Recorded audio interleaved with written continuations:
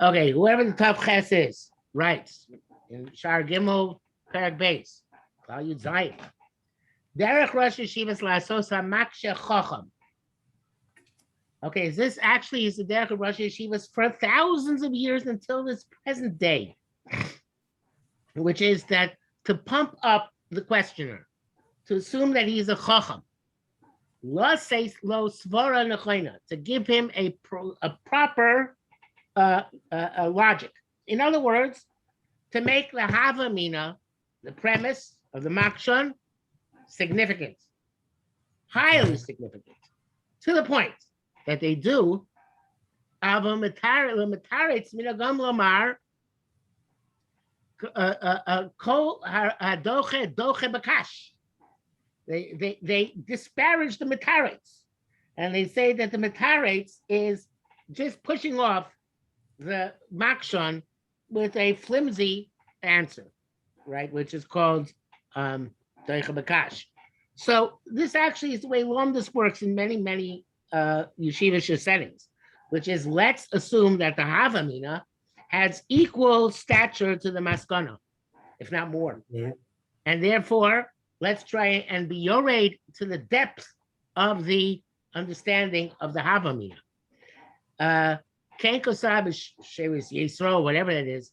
Vevik Sasra Amina Tesis Ramban B'Shita So Bebababasa, which says Yesh To'im, that those who make a mistake from Rim, they say the Derech HaGemara Lakshos Kihechel Mechaber Shmaitza.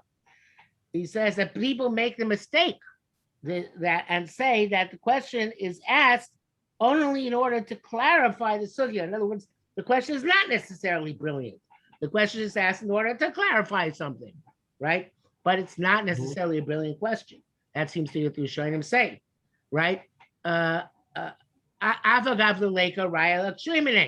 And they say that the question is asked even though there's no evidence, essential intrinsic evidence in the question. This is not true, right? Right?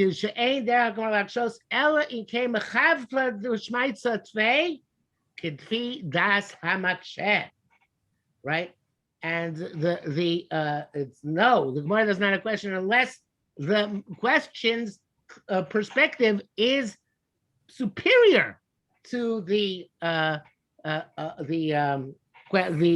issue under discussion, the opinion under discussion. So again, this is from, they want to bring a raya from here, right? That this is a evidence that a question has substance to it. There's the opposite of not the immediately preceding klal. Let's go down here to the bottom. So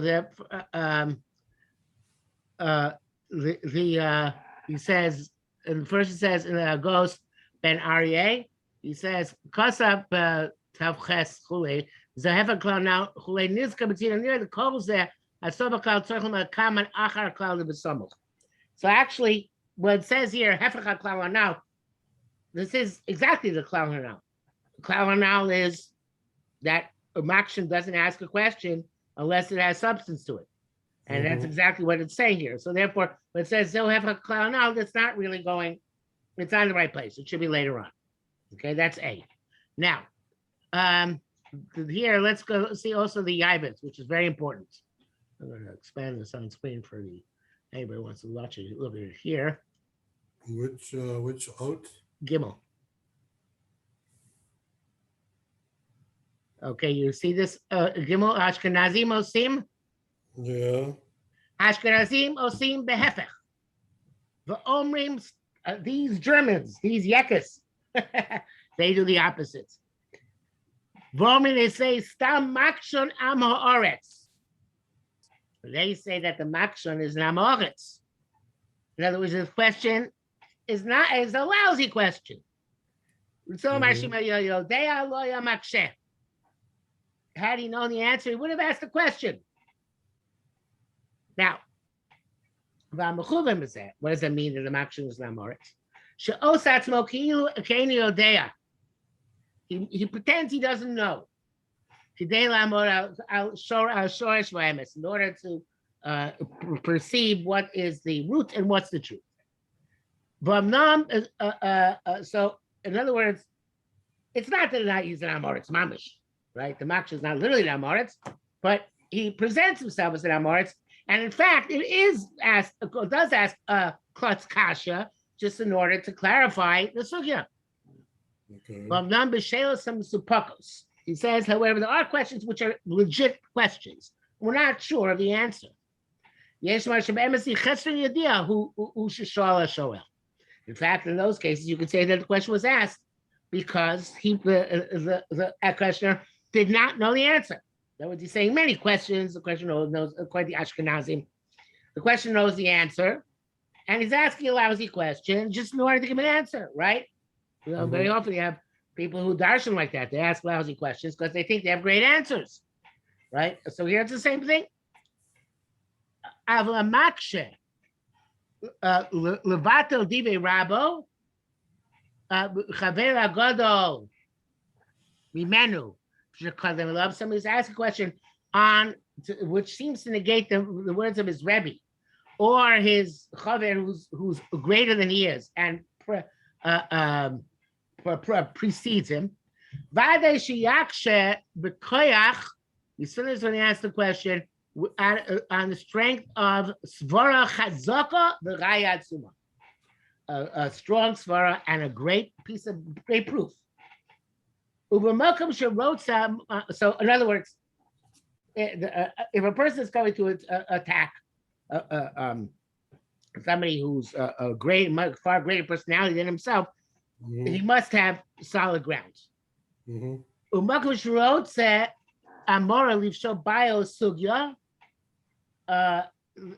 Someplace where an Amora wants to resolve a question or some sort of discussion. Sometimes he's coming to, in those cases, the person who's coming to resolve the issue is trying to resolve it in any possible way, even if it's not a great way. In order to keep the conversation alive until the matter gets clarified appropriately. Literally, Yagdil means to expand the Torah and enhance it. And sometimes the Tarzan will say, well, from there it's not evidence. Even though he didn't do a good job of pushing off the evidence, right? It doesn't matter. He'll say that. Why is he going to do that? Legamre. It won't not completely pushed off the evidence.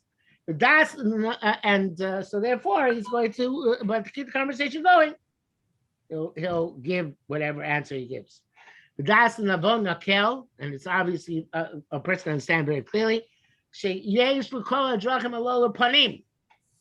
That all these approaches are legit and possible in various different places, each place according to its own internal parameters.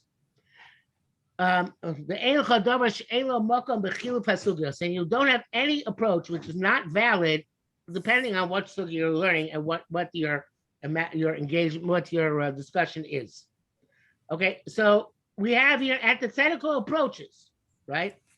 An approach which is that the Makshan is a brilliant questioner, and the approach that the Makshan is an Amoritz, right? So where's the emes? Somewhere in the middle? So that the Yavitz says it's the emes. The Yavitz comes out kind of diplomatically and says the emes is somewhere in the middle.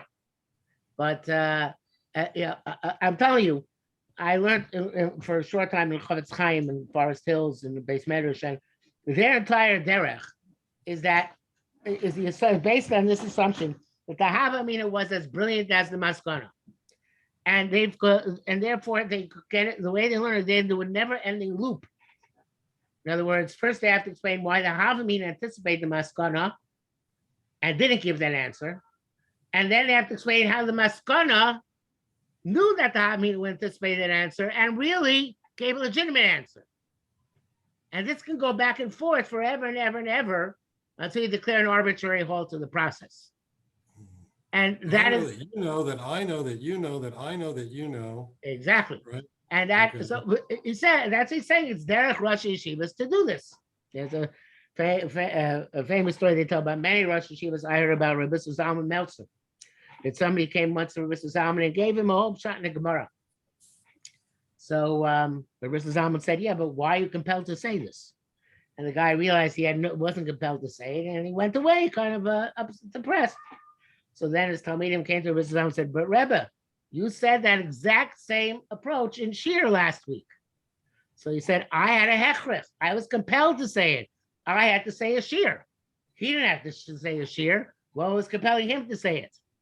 So so that is the Derech Roshe Yeshivos from ancient times. Okay, so but he says back to the text itself.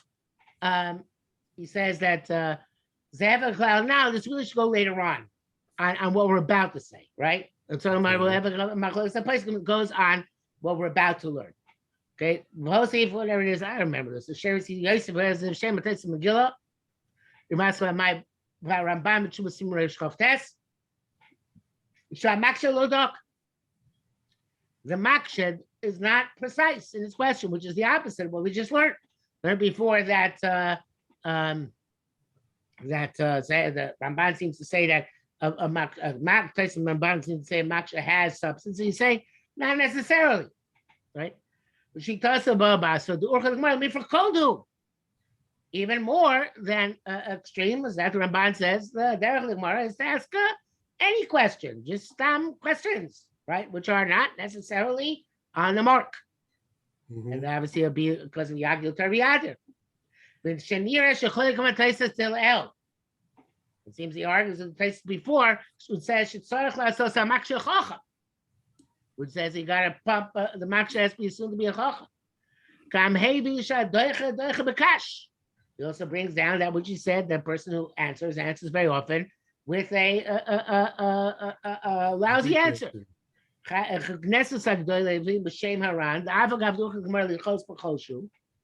Even though Gemara pushes off things very lightly, even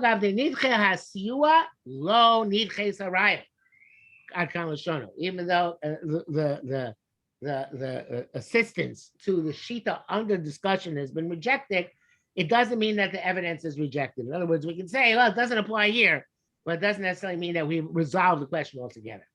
So we have all sorts of different approaches here, right? Mm-hmm. Now, I don't know if these parentheses are supposed to be read or not, but let's see. Wherever the writer tries to reconcile all the opinions.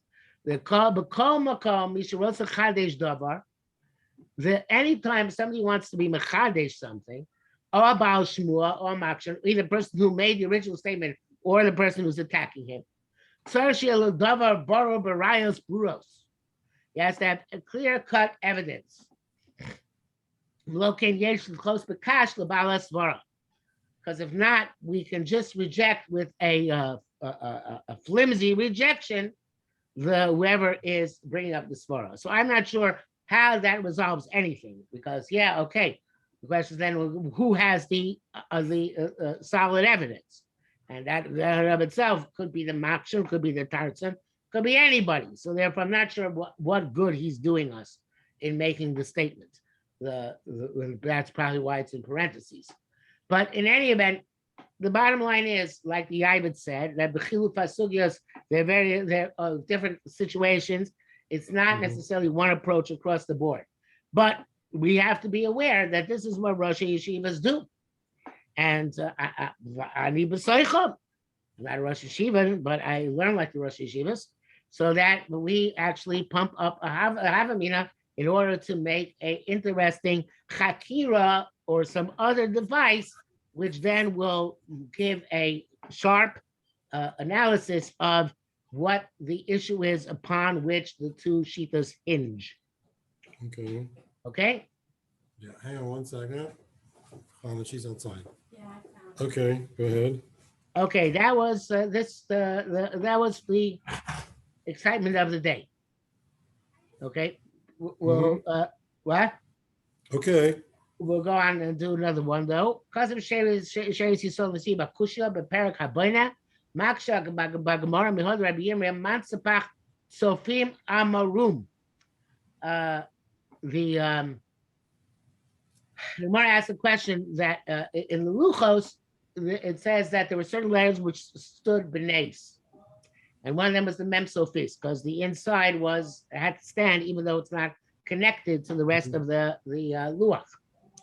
And the Gemara asked, what do you mean that they're only beneath? Isn't Mansapach a later the Osiosov is one they introduced later, the time of the Nevi'im.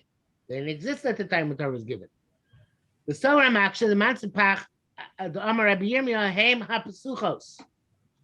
So there, the Maksha holds that Rabbi Yirmiyah is saying the opposite. In other words, Rabbi Yirmiyah is saying that the Psuchos were said later on, that the Luchos were given with the Mem Sophis, and because the open letters, in other words, the ones we use in the middle of a word, were the ones given later on. And in the Luchos, in fact, the Mansapach were closed. And I think I got there for the question one. I think the question is what's the question then?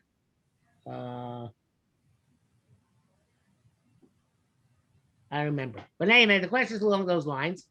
Because of Rashi Shem Al Zeh, Sheyesh Makshim Sugya Al Sugya Sugya Megil, the Makshe, the other Rabbi Yirmiyah, Shem Makshe Stumim. So the in any event, it's not important for us right now, but it's the same, but it's a similar sugya. So in one case, it seems to me that the Gemara asked that later on, that Rabbi Yirmiyah is saying the psuch stated on later on, and the other case seems Rabbi Yirmiyah is saying the stumos was stated later on. So how do we reconcile this?